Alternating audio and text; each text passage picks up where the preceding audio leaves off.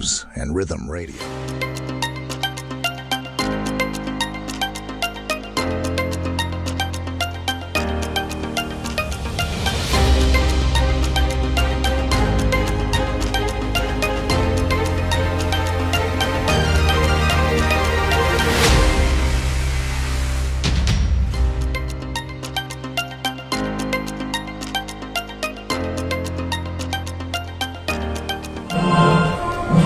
Hai semua, Assalamualaikum warahmatullahi wabarakatuh. Selamat pagi menjelang siang, News and Rhythm on Radio kembali menjumpai Anda ya di Rabu 11 Maret 2026 dalam Parlemen Menyapa dengan topik kita menjamin ketersediaan mengendalikan harga, peran strategis DPRD Sumut dalam ketahanan pangan jelang Lebaran. Bersama saya Amin Maulid ya sudah hadir di hadapan saya ini di ruang rapat fraksi Partai Amanat Nasional ya. Ada Bapak Insinyur Haji Hadi Khairharap, MBA, anggota DPRD Sumut dari fraksi PAN. Assalamualaikum Bapak, apa kabar? Ya, waalaikumsalam warahmatullahi wabarakatuh. Alhamdulillah baik. Baik ya, kita ketemu lagi nih kali ini Parlemen Menyapa. Kemarin beberapa hari lalu di Busu Kampus ya, jalan di Metro Kampus di Tribunegara. Hari ini kita di Parlemen Menyapa ya, untuk ngobrol nih bersama pendengar NR. Nah, jangan lupa ya Anda bisa interaktif bersama kami di 0813610938 dan tentu saja Anda juga bisa mengakses kami di www.newsperti.com dan juga di sosial media kami karena saat ini sedang live. Anda bisa tinggalkan pertanyaan di komentar Anda dan juga di masa kamera. Jadi itu Anda kirim interaktif boleh ya. Nah, ini yang menjelang Lebaran yang kurang lebih sekitar 10 hari lagi nih. Ini dapur masyarakat seringkali menjadi badan tempur ya antara ketersediaan stok dan juga lonjakan harga. Namun tahun ini tantangannya juga lebih kompleks ya, bukan hanya soal siklus musiman, tapi juga terjadi tegangan geopolitik ya, dan juga sensitivitas informasi juga baru-baru ini soal isu cadangan energi dan sempat memicu keresahan publik. Apalagi juga di beberapa wilayah Sumatera Utara kita masih recovery pasca bencana banjir. Nah, di tengah ketidakpastian ini, peran DPRD Sumatera Utara menjadi sangat krusial ya untuk memastikan bahwa data surplus di atas kertas bisa benar-benar berjalan dengan harga yang ada di pasar. Oke, Pak Yadi, ini kalau kita ngomongin soal lonjakan harga bahan pokok, nah secara umum apa sih Pak faktor-faktor yang biasanya paling mempengaruhi naik turunnya harga bahan pokok menjelang hari besar keagamaan, dalam hal ini kita menjelang Lebaran, Pak? Ya, ya yang jelas hukum dasar ekonomi pasti berlaku ya, demand and supply itu. Nah, itu kan teori yang sudah lama sekali. Jadi kalau demand tinggi ya, supply lebih kecil atau lebih rendah, maka harga pasti naik ya, melonjak. Nah, kemudian kalau demand dan supply-nya seimbang, ya harga cenderung stabil. Nah, kalau demand-nya kecil, ya supply-nya atau pasokannya besar, harga cenderung turun ya. Nah, itu udah hukum ekonomi yang berlaku. Dan itu adalah faktor-faktor yang sangat mempengaruhi kenaikan harga bahan pokok, terutama sembako dalam menjelang hari-hari besar, termasuk Lebaran ya, Idul Fitri 1447 Hijriah ini. Tapi ada faktor-faktor lain ya. Nah, faktor pemicu lainnya inilah yang sering kadang-kadang yang sulit dikendalikan. Nah, misalnya ya masalah distribusi ya, rantai distribusi. Nah, kan kalau sistem pasokan ya atau distribusi bahan pokok ini itu kan banyak sekali tingkatannya, mulai dari produsen, kemudian ke distributor, ke agen, ke grosir, ke retail, baru ke masyarakat. Nah, ini kan ya jenjang pasokan yang sedemikian itu bisa menyebabkan harga tidak terkontrol ya. Kemudian yang paling banyak masalah itu adalah yang berkaitan dengan spekulasi, spekulan. Nah, ini biasa kalau menjelang kebutuhan yang sangat tinggi, ya spekulan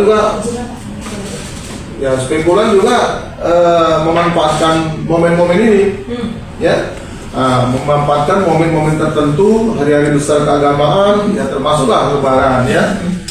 Mereka-mereka ini kan pihak-pihak yang mau mencari keuntungan sebesar-besarnya tanpa memperdulikan kepentingan orang banyak, kepentingan masyarakat ya. Tentu saja hal-hal ini harus menjadi perhatian kita. Kemudian yang tidak kalah pentingnya ya, yang selanjutnya adalah faktor psikologis. Faktor psikologis ini bisa menyebabkan masyarakat atau konsumen tak terkendali, keinginan untuk membeli, ya, menyimpan barang di rumah, membuat cadangan atau stok, ya. Padahal sebenarnya mereka tidak bermaksud menimbun, cuma dia khawatirnya terlalu tinggi. Dampak-dampak psikologi ini disebabkan ada beberapa faktor, misalnya ya, faktor-faktor sosial, isu-isu sosial, isu-isu politik, ya, atau isu-isu lainnya yang berkembang. Apalagi di zaman medsos. Zaman medsos ini begitu hari ini kita klik, ya, detik berikutnya udah sampai di mana-mana dia.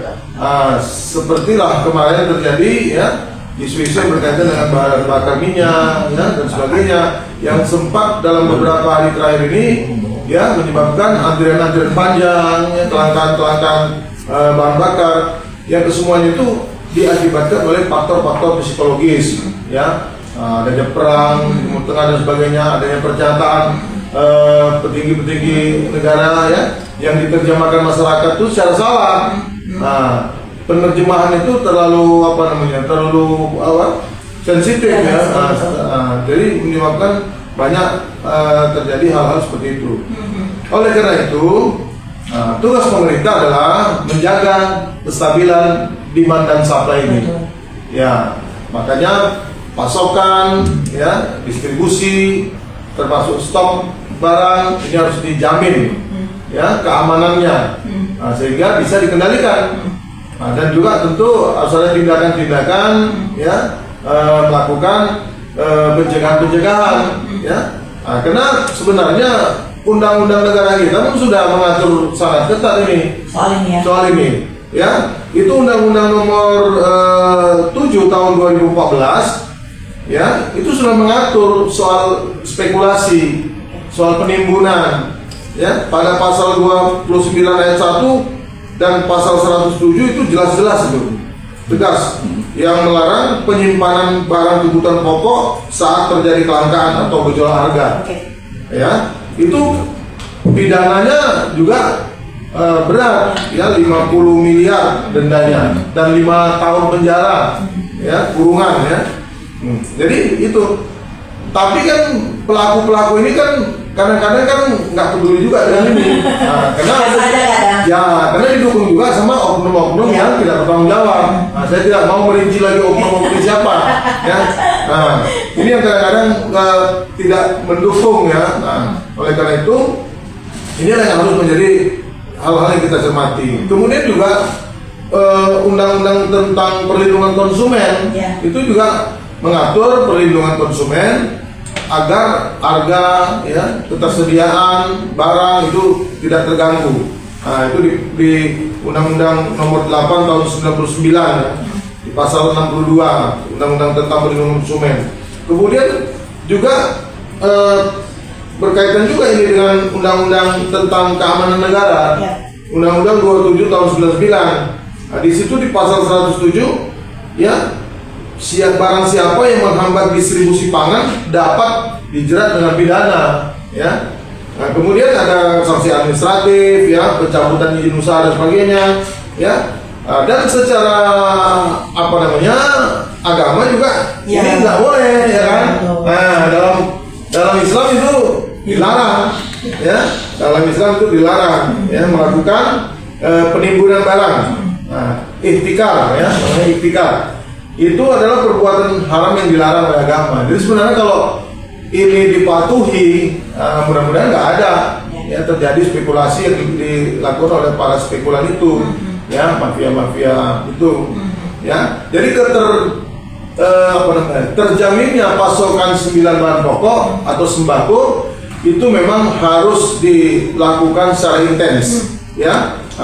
Apa saja itu yang dimaksud dengan sembako itu? Ya kalau dalam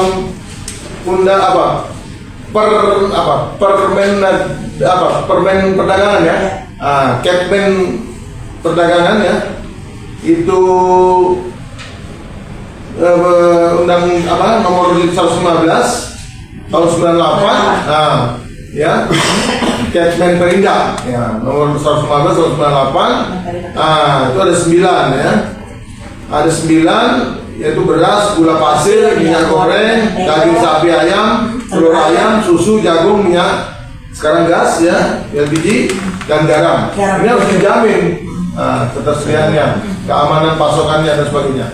Saya kira itu ya. Oke, baik. Nah, untuk di Lebaran tahun ini, bagaimana nih DPRD untuk melihat stok di wilayah Sumatera Utara ini, Pak? Apakah dalam kondisi yang cukup atau seperti apa? Ya, kami semalam tanggal 10 Maret 2026, hari Selasa semalam, itu sudah mengundang pihak-pihak yang berkaitan dengan ini. Oke. Pertama tentu Dinas Perindak ESDM Provinsi Sumatera Utara, kemudian kita undang juga pihak Pertamina dan juga PLN, ya, untuk mengetahui sampai sejauh mana keamanan ya stok menjelang Lebaran ini. Ya, jadi kalau menurut keterangan pihak-pihak terkait tersebut, ya, semua ketersediaan sembako dan juga termasuk BBM, LPG dan keterjaminan listrik, pasokan listrik itu aman, ya. Ya, cuma kan amannya ini kan harus kita ya terus lakukan pengawasan. Ya, jangan amannya itu kan kadang-kadang kan amannya misalnya macam BBM, amannya di depo, tapi di SPBU kan belum tentu. Nah, kemudian sembako seperti beras, amannya di Bulog, tapi di pihak pengecer sampai ke masyarakat kan belum tentu juga. Ini yang harus terus diawasi. Nah, kalau menurut penjelasan yang kita terima, ya memang Bulog ya untuk beras ya, pertama untuk beras itu sudah menyediakan 53.000 ton ya per 10 Maret 2026. Ya, untuk kebutuhan Lebaran saja. Kalau untuk kebutuhan Ramadan dan Lebaran itu ada 100 atau 90.000 ton yang sudah disiapkan. Khusus untuk Lebaran itu 53.000 ton. Kalau dikaitkan dengan kebutuhan atau konsumsi Sumatera Utara ini mencukupi ya. Karena kebutuhan Sumatera Utara itu 1 tahun itu ya sekitar 1,2 juta ton, berarti 100.000 ton ya per bulan. Nah, kalau Bulog sudah mencadangkan 53.000 ton, kemudian juga di kilang-kilang dan sebagainya, ya di pihak swasta dan sebagainya, ya juga punya banyak cadangan. Saya kira ini aman, relatif aman ya. Dan harga saya yakin ini bisa terkendali, ya, sesuai dengan HET yang sudah ditentukan oleh pemerintah. Kemudian minyak goreng itu di stok di Bulog untuk persiapan Lebaran ini mencapai 5,4 juta liter. Ini minyak kita ya. Tentu di luar minyak kita masih banyak ya, termasuk minyak curah dan sebagainya. Ini stok per 10 Maret 2026 yang ada di Bulog. Nah ini kalau untuk Sumatera Utara, insya Allah ini mencukupi ya. Kemudian ya walaupun cabai merah, bawang ini tidak termasuk sembako, tapi ini kebutuhan sesuatu yang dasar sekali. Iya. Kalau nggak makan cabai kita apalagi kalau ada bawang merah ya kan makan cabai mana sedap ya. Oh ini belum makan ini karena ada cabainya.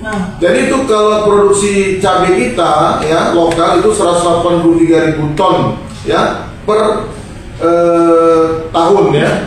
Nah sementara konsumsi kita itu Sumatera Utara itu 91.000 ton. Jadi kita masih surplus untuk cabai ya. Dan harga cabai juga sangat berfluktuasi lah ya. Itu tergantung dari kondisi panen di tingkat petani. Ya kalau pas panen raya pasti harga jatuh ya. Kalau pas panen-panen biasa mungkin agak lebih tinggi. Nah, tapi menjelang Lebaran biasanya pasti agak relatif naik, tapi masih terjangkau lah. Nah, kemudian untuk beras dan minyak goreng itu kan ada SPHP ya, stabilitas pasokan dan harga pangan. Kan ada beras SPHP ya, ada minyak kita. Ini untuk mengintervensi pasar dalam menjaga stabilitas ya. Kemudian tentu dagingnya, daging sapi dan ayam. Produksi kita untuk lokal sebenarnya tidak cukup tinggi ya, cuma 39.353 ton. Ini produksi daging kita. Kebutuhan daging kita itu jauh di atas itu ya. Per tahun itu mencapai 1.575 ton ya. Oleh karenanya pasokan daging kita ini masih dipasok dari luar, terutama dari daerah Lampung ya. Tetapi untuk kebutuhan Lebaran, saya kira ini masih bisa relatif aman ya. Kemudian ya dengan kondisi sekarang ini menjelang Lebaran, diprediksi kebutuhan daging kita akan mencapai 3.200 ton per bulan ya di musim-musim Ramadan dan Lebaran ini. Untuk konsumsi kita ya itu diperkirakan ya ini akan itu konsumsi tadi ya, produksi kita diperkirakan 1.850 ton per bulan. Artinya kita kekurangan. Makanya harus dipasok dari luar kalau untuk daging sapi. Tapi kalau untuk ayam ya kita cenderung produksinya cukup tinggi ya, cukup memadai, 203.000 ya ton di tahun 2025 ya. Ini sesuai dengan data BPS. Konsumsi kita itu 193.000 ton. Artinya kita masih surplus kalau untuk ayam. Termasuk telur juga begitu ya. Telur kita masih masih surplus ya, karena Sumut juga pemasok telur paling besar ke Aceh ya. Omega dan sebagainya ya. Jadi untuk telur saya kira aman. Kemudian untuk gula ya, gula itu kita ya, Bulog itu punya stok 1.000 ton ya untuk mengantisipasi kebutuhan Lebaran. Dan konsumsi kita per kapita itu 5,8 kg per kapita per tahun ya. Jadi untuk khusus Lebaran ya, kalau tadi 1.000 ton itu untuk Ramadan dan Lebaran, khusus untuk Lebaran ini sudah disiapkan 450 ton ya, gula pasir. Artinya ini juga relatif aman ya, karena walaupun permintaan itu naik ya sekitar 40 sampai 60 ton per minggu, tapi dengan kondisi stok 450 ton itu di Bulog ya, di Bulog saja, kan di tempat-tempat lain kan juga ada ya. Itu insya Allah akan memadai. Jadi kebutuhan Sumatera Utara menjelang Lebaran itu diprediksi akan sampai 900 ke 1.000 ton ya, gula pasir. Karena kita ini termasuk yang hobi makan gula juga kan. Banyak yang sakit. Kalau Lebaran ini apalagi kalau dari puasa ya, itu gula terus ya. Iya, itu dia. Nah ini kan secara angka tadi yang sudah Bapak sampaikan relatif aman untuk Sumatera Utara. Tapi kan tadi Sumatera Utara ini wilayahnya sangat luas ya. Dan salah satu faktor yang mempengaruhi soal kelangkaan ini juga tadi soal adalah faktor rantai distribusi. Nah apalagi kita kemarin baru mengalami juga musibah banjir ya di beberapa wilayah. Nah ini gimana juga Pak untuk tadi di wilayah-wilayah terdampak yang tentu saja mungkin aksesnya tidak belum terkoneksi dengan baik. Nah ini kan tentu harus kita jaga juga tadi supaya nggak cuma aman di Medan doang misalnya gitu Pak, tapi juga di daerah-daerah itu. Dan apakah tadi kondisi banjir di beberapa wilayah di Sumatera Utara ini juga cukup mempengaruhi Pak apa ketersediaan pasokan ini Pak? Ya pasti ya, kalau ketika terjadinya bencana dan 1 bulan atau 2 bulan setelah bencana itu pasti berpengaruh terhadap pasokan 9 bahan pokok ke daerah-daerah terdampak bencana. termasuk BBM ya, dan LPG. Tapi kemarin itu hanya sekitar sebulan lah, yang sangat terganggu. Ya, nah, kira-kira 1 minggu yang lalu kami sudah panggil pihak-pihak terkait, RDP di Komisi D, ya, termasuk Balai Besar Pelaksana Jalan Nasional B2PJN, kemudian Balai Besar Wilayah Sungai, kemudian PUPR Provinsi, ya, Dinas Perhubungan, ya, Dinas Lingkungan Hidup dan Kehutanan, sudah kita undang RDP untuk meminta ya penjelasan keterangan tentang sejauh mana penanganan dan penanggulangan bencana di Sumatera Utara, baik dampak maupun mitigasinya. Ya, nah, jadi alhamdulillah kalau untuk penanganan dampak itu sudah 90%, ya, infrastrukturnya sudah tertangani. Tinggal lagi yang harus dilakukan jangka panjang adalah rekonstruksi dan rehabilitasi. Untuk rekonstruksi dan rehabilitasi itu dijelaskan oleh mereka itu memakan waktu sampai 2-3 tahun ke depan, ya, supaya bisa pulih betul-betul seperti sedia kala. Tapi kalau untuk penanggulangan dampaknya itu insya Allah sudah tertangani, ya. Semua jalan-jalan yang longsor, putus, amblas, jembatan yang putus, ya, jembatan yang rusak, yang operasinya amblas, itu sudah tertangani semua, terutama di jalur-jalur utama, ya, jalur-jalur yang memang strategis untuk lintasan masyarakat, terutama menjelang Lebaran ini. Nah, kalau menurut mereka itu kesiapannya sudah, dan pasokan bahan pokok itu terjamin, ya, artinya tidak ada lagi kendala di distribusinya, sudah lancar, ya. Nah, kita doakan ini bisa terus seperti ini, ya, tidak ada lagi bencana, ya. Nah, supaya insya Allah masyarakat kita menyambut Lebaran ini betul-betul aman, nyaman di daerah-daerah yang terjadi bencana kemarin. Baik. Ya. Amin. Dan kami ingatkan kembali Anda untuk interaktif ya bersama kami di 021361938. Tapi kadang Pak di lapangan ini nyatanya kadang memang stok barang ada, tapi harganya nih Pak, karena nggak sanggup lagi kebeli ini Pak barang-barang ini. Nah, ini seperti apa juga hal yang dilakukan tadi supaya ya kita memahami ada konsep prinsip ekonomi tadi, ya. Tapi kalau melonjakkan cukup tinggi juga nggak kebeli jadinya nih Pak. Ini seperti apa? Ya, jadi kan itu kan sifat kita ya, manusia, ya. Selalu ingin lebih, ingin banyak, ingin untung besar, ingin ya, dan memanfaatkan situasi, ya. Saya kira ini menyangkut kesadaran juga lah. Kan spekulan ini ada yang besar, ada yang sedang-sedang saja, ada yang kecil-kecilan. Jadi yang ini juga memanfaatkan situasi semua. Momen-momen hari raya, ya, hari besar ini dimanfaatkan. Walaupun sebenarnya mereka tahu stoknya ada, aman-aman aja, tapi dalam rangka ini mumpung nih, mumpung pada cair THR. Inilah yang sangat kita harapkan supaya ini bisa dilakukan pengawasan yang lebih intens, ya, oleh tentunya pemerintah. Kita kan ada beberapa instrumen, ya, instrumen pengendalian pangan, ya, termasuk stok, distribusi, dan harga. Ya. Apa saja instrumen yang dimiliki oleh pemerintah sekarang? Ya, alhamdulillah di pemerintahan Pak Prabowo Subianto ini yang menangani khusus pangan itu sudah ada, Menko Pangan. Nah, itu kan salah satu instrumen bagaimana pangan terjamin untuk rakyat.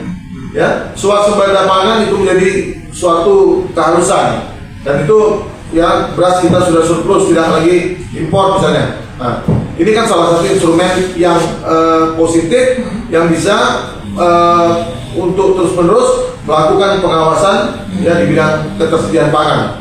Nah, kemudian ada juga yang namanya Satgas Pangan, ya. Nah, Satgas Pangan ini kan kolaborasi beberapa instansi, ya, yang berperan sebagai leading sektor di situ adalah kepolisian, ya, Kepolisian Republik Indonesia, baik tingkat Polda, Polres, dan seterusnya.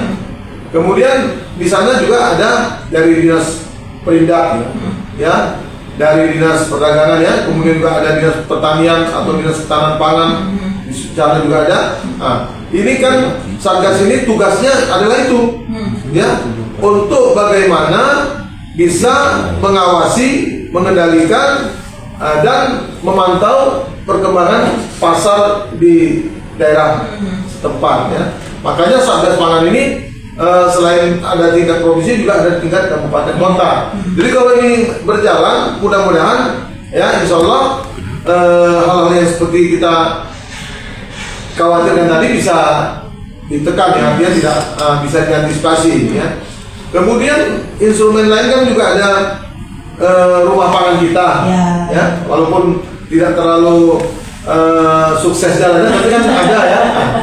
Kemudian kan ada juga itu tadi SPHP ya, untuk beras ada SPHP, minyak goreng ada SPHP-nya ya, dalam rangka stabilisasi pasokan dan harga pangan. Kemudian ada juga KPSH ya, ketersediaan pasokan dan stabilitas harga. Kemudian ada juga GPM, Gerakan Pangan Murah ya, Gerakan Pangan Murah. Ini adalah operasi pasar ya, dalam rangka untuk bisa menstabilkan harga. Kemudian kalau terjadi gejolak yang luar biasa yang tidak terkendali, pemerintah bisa melakukan intervensi, intervensi pasar. Itulah fungsinya Bulog. Bulog inilah yang melakukan intervensi pasar sehingga orang-orang atau pihak-pihak tadi yang mau mengambil keuntungan saat itu, ya akhirnya nggak ini kan, harus beli yang di sana tetap murah gitu. Jadi makanya dalam menyambut hari-hari besar keagamaan termasuk Idul Fitri, ya operasi pasar harus gencar dilakukan, ya pasar-pasar murah. Ya kalau perlu ya melakukan intervensi pasar. Ya saya kira itu yang harus dilakukan. Nah tadi terkait juga operasi pasar ini yang memang biasanya dilakukan ya untuk menekan tadi supaya harga barang tidak terlalu melonjak naik. Nah ini kan kalau operasi pasar tidak hanya dilakukan oleh pemerintah sebenarnya, tapi juga pihak-pihak lain ya. Salah satu pemerintah juga melakukan operasi pasar. Memang kadang-kadang operasi pasarnya nih mungkin karena momentum juga kita juga sering melihat kadang dijual barang-barang yang tidak layak. Kemudian yang expirednya sudah mendekati bahkan hampir expired, dan barang-barang yang tidak layak konsumsi lainnya juga perlu pengawasan dan juga pencegahan. Ini seperti apa? Ya itu salah satu tugas Satgas Pangan. Karena Satgas Pangan itu tidak hanya mengawasi pasokan atau harga, tapi juga mengawasi kualitas, pangan yang beredar. Itu salah satu tugasnya. Makanya di dalam Satgas Pangan itu ada BPOM juga ada di sana. Jadi mengawasi kualitas, ya termasuk expired tadi, termasuk juga penggunaan bahan-bahan yang tidak dibenarkan. Misalnya ya pewarna semua itu juga dilakukan pengawasan. Jadi Satgas Pangan itu ya saya kira memang harus betul-betul diefektifkan ya fungsinya supaya hal seperti ini bisa terkendali lah ya. Iya, Dan sebagai konsumen kita juga tadi pasti juga harus lebih aware dan hati-hati ya, dimana tadi kalau misalnya ada harga barang yang sekiranya ini kayaknya murah banget ya. Baik. Dan Pak, kita harus break dulu sebentar. Dan dengan jangan kemana-mana karena kami akan kembali sesaat lagi. Olan Radio Parmen menyapa menjamin ketersediaan mengendalikan harga Prasarana DPRD Sumut dalam ketahanan pangan jelang Lebaran kembali. Masih bersama dengan narasumber kita yaitu Bapak Insinyur Haji Adi Bayangharap MBA, anggota DPRD Sumut dari fraksi PAN, bersama saya juga Ami Maulidia. Dan Anda akan dengan terapi di 081361092928 Pak. Nah, tadi di awal Bapak sudah menyampaikan bahwa di sosial media apa yang kita klik hari ini itu bisa sampai kemana-mana. Nah, ini segitu pesannya dunia digital dan media sosial saat ini. Nah, seperti yang terjadi beberapa waktu lalu ini soal panic buying BBM, soal adanya misinformasi atau informasi tidak utuh yang disampaikan oleh pejabat publik terkait nih Pak. Nah ini kan bisa saja juga di beberapa depan bisa saja mungkin ada terjadi kejadian serupa ataupun mungkin misinformasi ataupun tadi sekarang kita juga sedang menghadapi geopolitik. Nah tentu harus ada mitigasi yang dilakukan BPRD terhadap tadi isu-isu yang tidak benar. Seperti apa nih Pak mitigasi yang perlu dilakukan? Ya, tentu kami punya fungsi pengawasan salah satunya ya. Inilah yang kami terus intensifkan dengan senantiasa melakukan komunikasi koordinasi dengan seluruh pihak terkait ya, terutama tentu pihak eksekutif ya, pemerintah Provinsi Sumatera Utara melalui OPD-OPD-nya yang terkait. Nah, makanya khususnya dalam menjelang Lebaran ini kami terus mengintensifkan ya RDP yang berkaitan dengan ini. Semalam tanggal 10 Maret hari Selasa semalam kami juga memanggil mengundang Pertamina, PLN dan Dinas Perindak SDM untuk meminta penjelasan lah soal itu. Ya. Jadi mereka pun ya berusaha juga bagaimana melakukan ya upaya-upaya sosialisasi ke masyarakat agar tidak panik, agar tidak berlebihan dalam menanggapi isu-isu geopolitik itu. Karena kan memang benar ya, ketergantungan pasokan minyak kita dari impor itu masih ada memang ya, berkisar antara 25-30% minyak mentah. Kalau BBM ya, minyak yang sudah diolah, ketergantungan kita itu sekitar 50% dari impor. Kenapa? Karena minyak mentah kita ada yang diolah di Singapura, terus kita beli lagi dari Singapura ya. Makanya pemerintahan Pak Prabowo sekarang ini mengupayakan terus untuk menambah kilang-kilang dalam negeri ya, hidrocracker di dalam negeri. Kita kan masih punya beberapa hidrocracker ya yang produksinya masih terbatas ya. Yang paling baru kan di Balongan ya. Kemudian ada di Cilacap, ada di Dumai, ada di Balikpapan ya. Nah, ini terus ditingkatkan kapasitasnya sehingga kita tidak terlalu tergantung pada import ya minyak yang mengolah dari Singapura dan sebagainya. Nah, kalau minyak mentah kan kita memang ada dari Timur Tengah, yang dari Arab Saudi. Nah, tetapi ini tidak terlalu besar.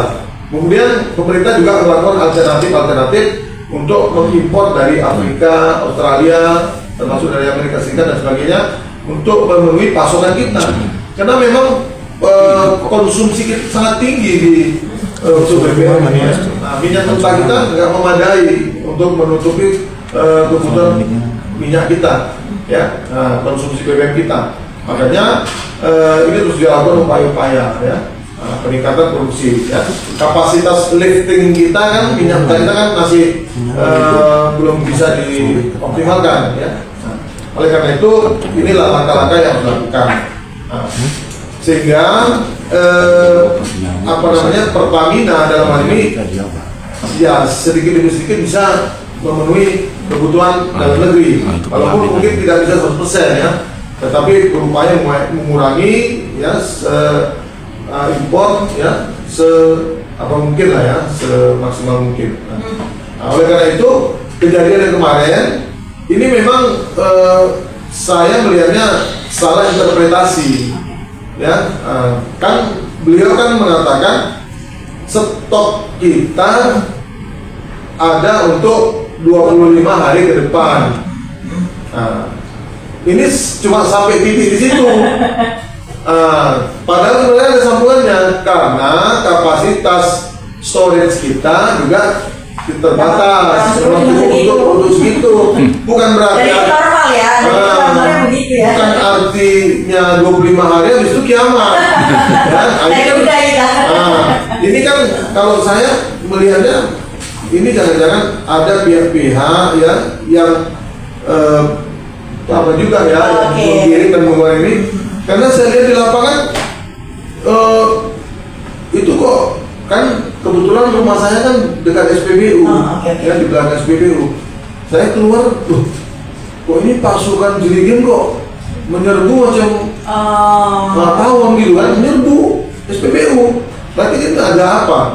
Nah, kemudian keluar lagi tuh mobil-mobil rakitan yang tangkinya gede-gede itu.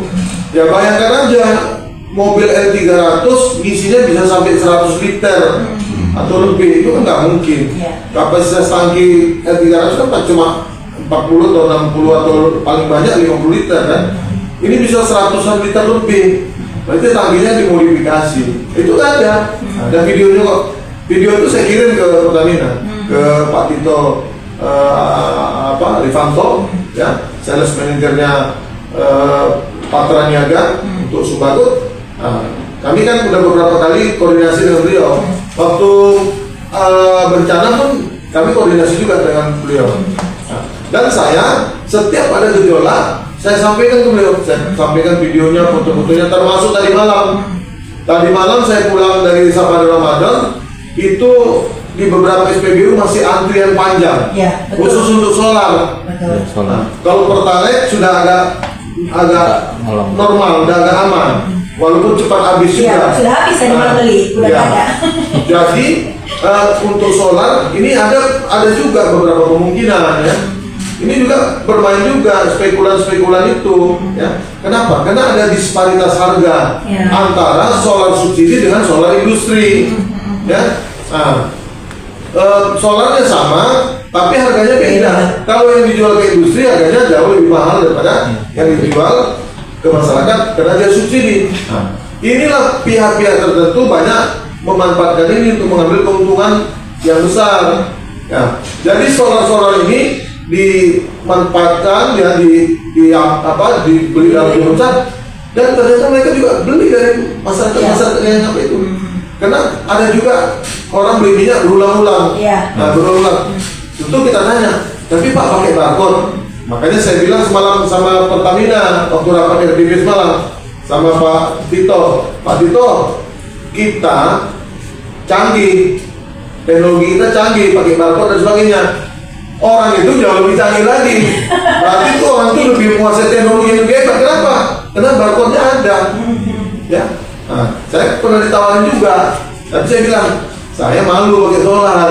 Ya karena kita ya mobil kita kan ngisi di solar, kan malu kita kan. Jadi itu barcode memang salah satu cara ya, upaya melalui teknologi. Tapi teknologi kan juga punya banyak kelemahan juga kan. Buktinya mereka itu barcode-nya banyak. Saya bingung. Barcode-nya ada berkoleksi. Saya sampaikan tuh semua sama Pertamina, Pak Tito itu barcode mereka itu banyak. Berarti mereka lebih canggih daripada kita. Jadi solar itu ya jual ke industri. Kan alat berat kan juga wajib solar industri, boleh solar subsidi. Sementara berapa banyak alat berat yang beroperasi, ya kan? Itu. Jadi gitu-gitulah. Kalau kita buka gua kali nanti nih, awal bisa nggak pulang. Oke, saatnya kita baca pertanyaan yang sudah masuk melalui WhatsApp. Dari Assalamualaikum Pak Hadi, saya Ibu Indah di Tebing Tinggi. Setiap tahun pola kenaikan harga pangan menjelang Lebaran selalu berulang.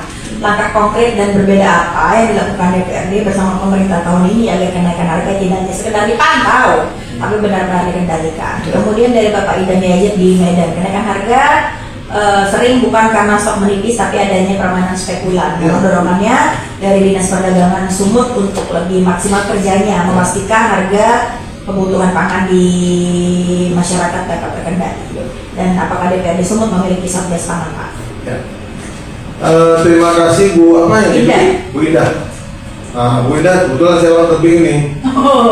Saya lagi Tebing. Jadi memang ini ya fenomena seperti ini ya ini terus berulang ya, apalagi menjelang hari-hari besar. Oleh karena itu ya kita berharap, kami sebagai anggota DPRD Provinsi Sumatera Utara berharap tentu efektivitas ya yang dilakukan oleh Satgas Pangan ini harus benar-benar ya dilakukan secara baik ya, karena Satgas Pangan ini fungsinya sangat strategis ya. Pertama, mencegah praktek-praktek curang, yang kedua mencegah ya praktek-praktek spekulasi ya, yang ketiga memastikan keamanan pangan ya, termasuk stok, distribusi dan harga. Dengan cara bagaimana mereka bekerja? Pertama, dengan melakukan sidak-sidak yang intens. Kemudian yang paling penting lagi adalah penegakan hukum atau gakumnya ya. bagi pelanggar yang benar-benar nyata-nyata melakukan spekulasi, ya melakukan menaikkan harga seenaknya, ini dipidana. Seperti yang saya sampaikan tadi, Undang-Undang nomor 7 tahun 2014 itu, ya, dan Undang-Undang Perlindungan Konsumen. Nah, kemudian selain itu juga secara intens melakukan monitoring distribusi. Ini bekerjasama dengan Bulog, dengan dinas-dinas terkait, ya, dinas perindak dan sebagainya. Nah, ini harus dilakukan secara rutin. Nah, Provinsi Sumatera Utara, ya, di Perindak ESDM-nya itu ada anggaran untuk melakukan operasi pasar, melakukan intervensi dan sebagainya, ya, melakukan pengawasan. Ada anggarannya, walaupun tidak terlalu besar, tapi anggarannya bisa dimanfaatkan, terutama menjelang Lebaran ini. Nah, dan pada rapat RDP semalam dengan Disperindak SDM Sumatera Utara, nah itu sudah kami pertanyakan itu, dan mereka sudah menjelaskan, kami Pak terus melakukan monitoring secara intens, ya, secara periodik untuk memastikan agar stok dan harga ini bisa terjamin.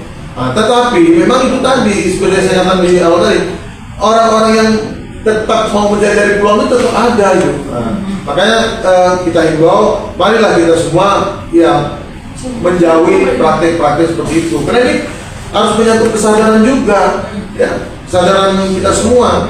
Nah, kemudian Satgas Pangan juga bisa melakukan, ya, pengamanan stok bekerjasama dengan Bulog. Nah, ya, karena kan Bulog ini kan semacam penyangga, ya, nah, semacam penyangga. Ketika pasar itu betul-betul terjadi hal-hal yang tidak terkendali sedemikian rupa, maka Bulog lah yang mengambil peran itu. Nah, jadi semacam penyangga. Kemudian ya paling akhir, ya, intervensi pasar. Nah, itu harus dilakukan. Jadi kami DPD Sumatera Utara ya terus menerus melakukan koordinasi dan komunikasi dengan pihak-pihak terkait. Saya terus terang aja, saya setiap hari itu sama Pertamina, ya, sama Pak Tito komunikasi, menyampaikan perkembangan-perkembangan di lapangan seputar BBM saya. Nah, kemudian mengenai harga 9 bahan pokok, kami terus berkoordinasi dengan pihak Disperindak SDM Sumatera Utara. Alhamdulillah, ini kan kadisnya pun sudah ditetapkan, ya, yang baru, sudah definitif. Ya, kemarin kan kadisnya sempat mengundurkan diri, terus ada PLT-nya, ini sekarang udah definitif, Pak Dedi, ya, Dedi Harahap. Jadi itu. Nah, untuk tadi pertanyaan Pak Ilham Yazid, ya, ini soal DPRD sendiri punya Satgas Khusus Pangan sendiri? Oh ya, kita nggak punya Satgas Pangan, karena DPRD itu kan legislatif, ya. Fungsinya kan fungsi utamanya tiga, ya, fungsi legislasi, fungsi anggaran, dan fungsi pengawasan. Tapi fungsi pengawasan ini walaupun kita tidak terlibat dalam Satgas Pangan, tapi kami tetap melakukan, ya, sidang-sidang ke lapangan juga, ya, terutama komisi yang terkait, yaitu Komisi B, ya. Komisi B, ya, bidang ekonomi, ya. Jadi mereka itu tahun-tahun tersebut melakukan itu. Baik. Selanjutnya pertanyaan dari Juricil. Pertanyaan saya sederhana, Pak. Kalau memang harga-harga ini udah nggak bisa turun lagi karena alasan global atau kebijakan pusat, apa yang DPRD dan pemerintah bisa lakukan supaya kantong kami tetap bisa beli? Ya, sebenarnya harga-harga ini yang menentukan kan bukan pemerintah, ya.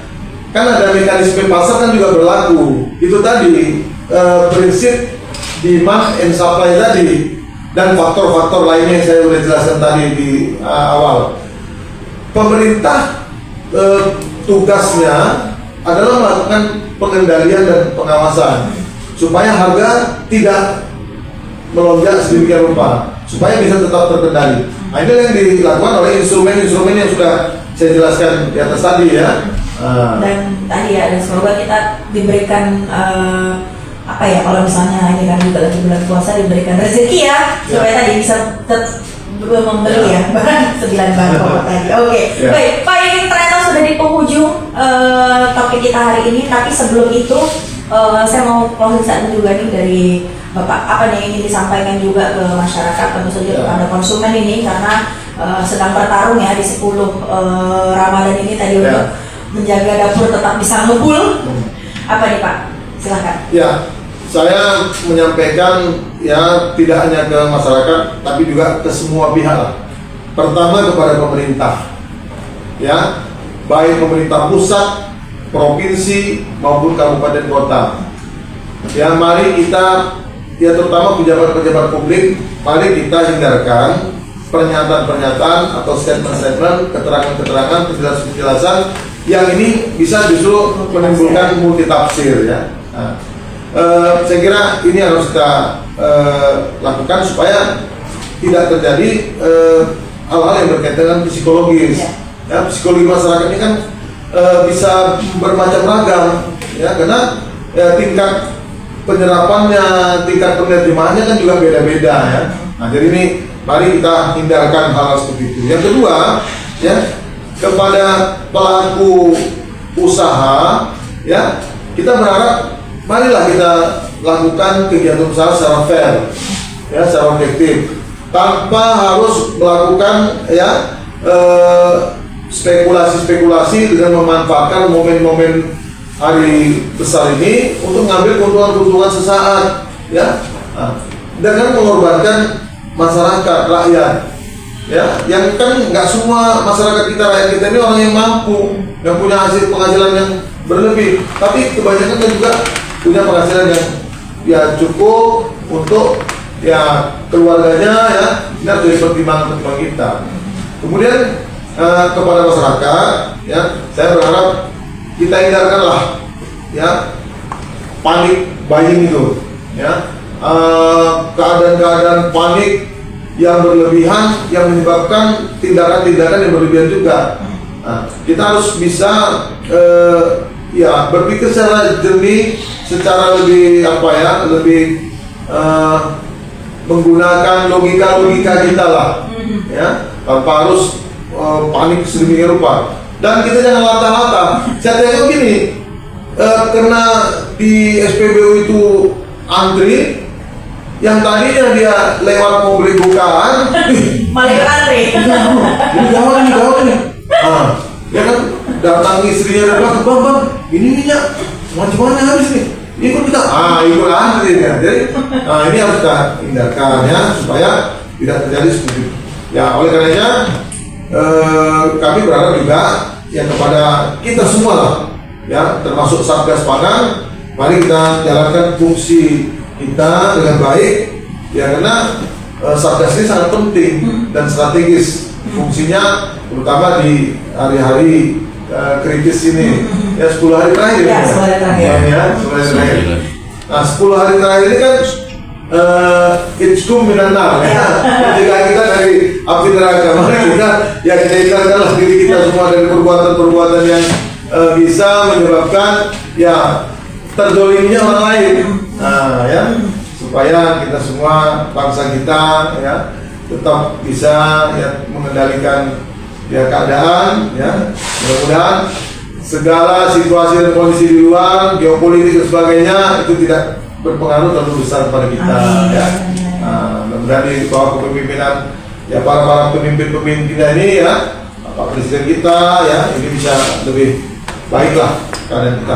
Saya kira itu. Oke, baik. Jadi demikian yang mendengar untuk kita hari ini. Jadi stabilitas pangan bukan hanya soal angka di gudang bulog ya, tapi juga soal kepercayaan masyarakat dan kelancaran distribusi hingga ke pelosok Sumatera Utara. Dan DPRD Sumut melalui fungsi pengawasannya berkomitmen ya untuk memastikan bahwa tadi Satgas Pangan bekerja nyata, bukan sekedar seremonial, dan anggaran subsidi logistik juga tepat sasaran. Dan masyarakat juga memegang kunci penting nih dengan berbelanja secara bijak dan tidak terjebak panik buying, karena kita secara kolektif menjaga psikologi pasar tetap stabil. Bapak, terima kasih waktunya sudah bincang-bincang di Parlemen Menyapa di pagi menjelang siang ini.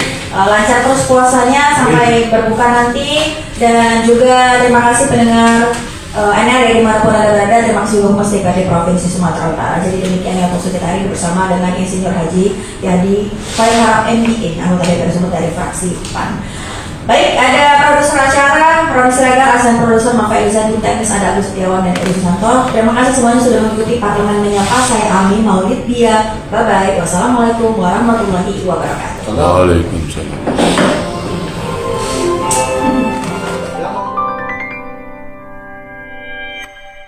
News and Rhythm Radio.